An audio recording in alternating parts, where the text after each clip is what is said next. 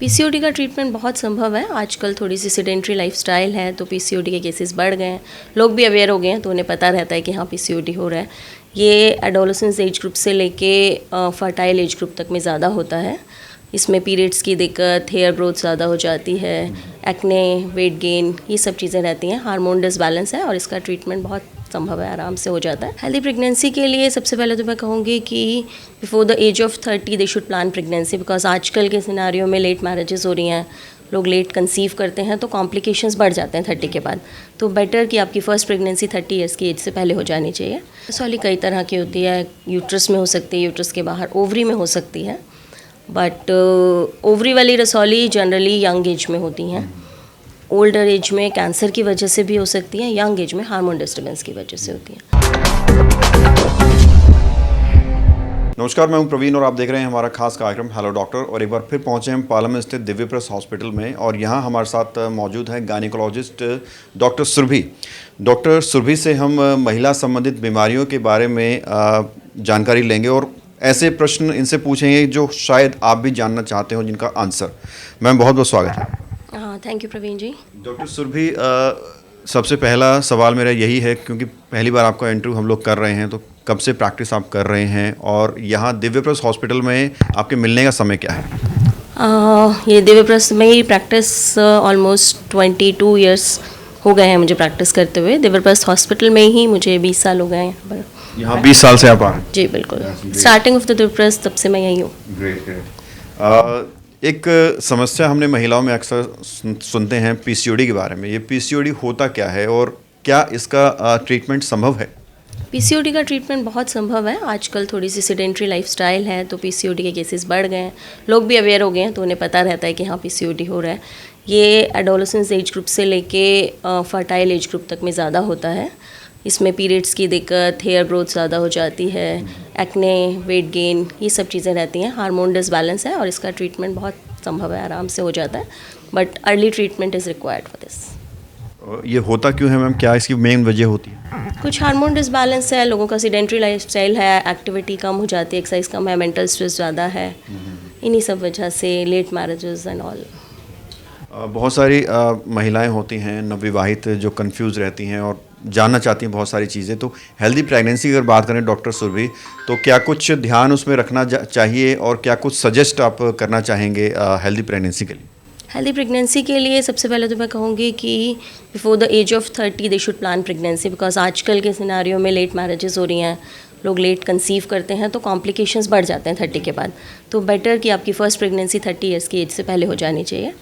और दूसरा ये कि प्रेगनेंसी से पहले डॉक्टर से मिल लेना चाहिए जस्ट टू प्लान प्रेगनेंसी की, कोई और चीज़ें तो नहीं है। फॉलिक एसिड डेफिशिएंसी की वजह से बहुत सारी चीज़ें होती हैं, तो ideally folic acid pregnancy start होने से पहले लेना चाहिए 3 मंथ्स। ये बहुत सारे लोगों को पता ही नहीं होता। लोग पॉजिटिव होने के बाद आते हैं, 2 मंथ्स के बाद आते हैं, तब तक फॉलिक एसिड का रोल ही ख़त्म हो जाता है। तो ये सब चीज़ें हैं कि पहले मिल लें, ड्यूरिंग प्रेगनेंसी रेगुलर चेकअप्स कराएं, डाइट हेल्दी रखें, मेडिसिन लेते रहें। बहुत सारे लोगों को ये होता है कि मेडिसिन नहीं लेनी चाहिए, बट ऐसा नहीं है। Even before start of pregnancy you should start your treatment. और क्या कुछ खान पान रहना चाहिए, क्या कुछ दिनचर्या रहनी चाहिए? बिकॉज इस चीज़ को लेकर भी बहुत कंफ्यूज रहती है महिला। खान पान, हेल्दी लाइफस्टाइल, जो भी डॉक्टर से कंसल्ट कर लो, डाइटिशियन से कर लें, उसके हिसाब से लें सारी चीज़ें। और लाइफस्टाइल में थोड़ी बहुत एक्सरसाइजेज, मेंटल स्ट्रेस ना हो, प्रॉपर स्लीप लेना है, बस इतना ही सब कुछ है। मैम मैं ये जानना चाहूँगा, आपके बारे में हमने सुना है कि नॉर्मल डिलीवरी जनरली आप लोग करते हैं, तो कब वो स्थिति आती है कि जब सर्जरी भी करानी पड़े? तो नॉर्मली डिलीवरी कराने के लिए भी क्या कुछ आप सजेस्ट करना चाहेंगे कि ये कॉम्प्लिकेशन आए ही ना? देखो, नॉर्मल डिलीवरी के लिए, normal delivery is always better for the patient, लेकिन नॉर्मल डिलीवरी के लिए डॉक्टर में कॉन्फिडेंस, कॉम्पिटेंसी होना बहुत ज़रूरी है, क्योंकि मेरे हिसाब से नॉर्मल डिलीवरी में ज़्यादा मेहनत है इन कंपैरिजन टू सिजेरियन।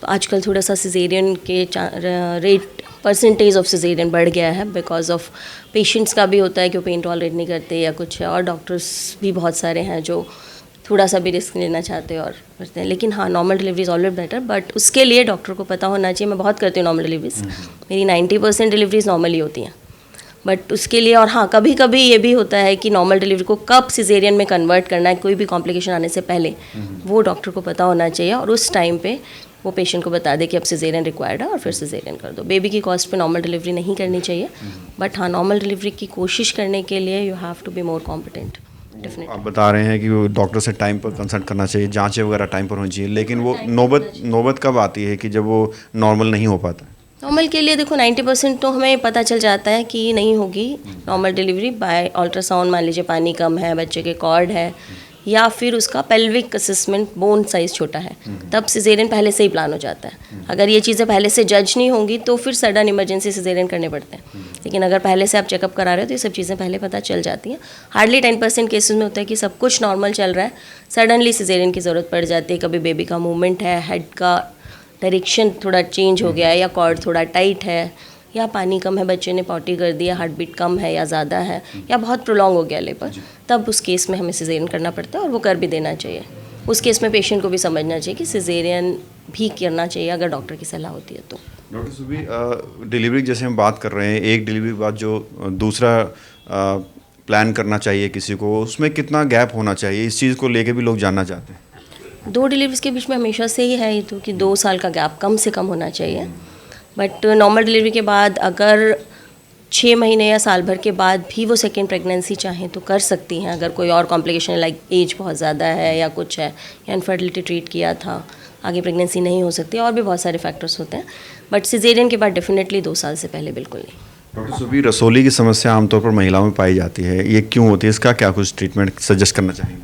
रसौली कई तरह की होती है, यूट्रस में हो सकती है, यूट्रस के बाहर ओवरी में हो सकती है, बट ओवरी वाली रसौली जनरली यंग एज में होती हैं। ओल्डर एज में कैंसर की वजह से भी हो सकती है, यंग एज में हार्मोन डिस्टर्बेंस की वजह से होती है। और यूट्रस वाली रसौली फाइब्रॉयड है तो वो भी हार्मोन डिसबैलेंस से ही होती है। जनरली प्रेगनेंसी, लेट मैरिजेस, इन सब से हार्मोन एस्ट्रोजन वो बढ़ जाता है, उसकी वजह से फाइब्रॉयड बढ़ जाते हैं।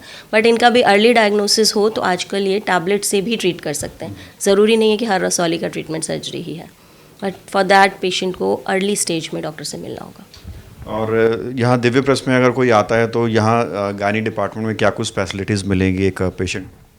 यहाँ सब कुछ है, स्टार्टिंग मैनेजमेंट से लेके एंड तक। इनफैक्ट कोई भी कॉम्प्लिकेशन होता है तो उसके लिए ICU, blood bank, everything is available है। हमारे पास सर्जन है, और भी ज़रूरत है, सीनियर डॉक्टर सब हैं ही हम लोग, तो हम हर कॉम्प्लिकेशन मैनेज कर सकते हैं।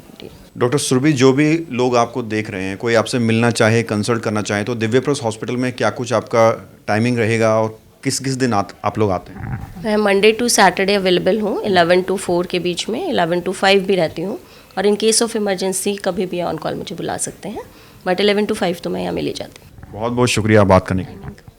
तो बिल्कुल लिमिटेड शब्दों में मैम ने सब कुछ बता दिया जो भी जानकारी चाहिए होती है, और इसके अलावा कोई और सवाल आपका है तो आप कमेंट में लिख सकते हैं। नेक्स्ट टाइम जब हम डॉक्टर सुरभि से मिलेंगे तो आपका सवाल ज़रूर पूछेंगे। कैमरा जर्नलिस्ट रश्मि के साथ प्रवीण, इंडिया टाइम 24 न्यूज़। खबरों से खबरदार रहने के लिए चैनल को सब्सक्राइब करें और प्रेस करें बेल आइकन।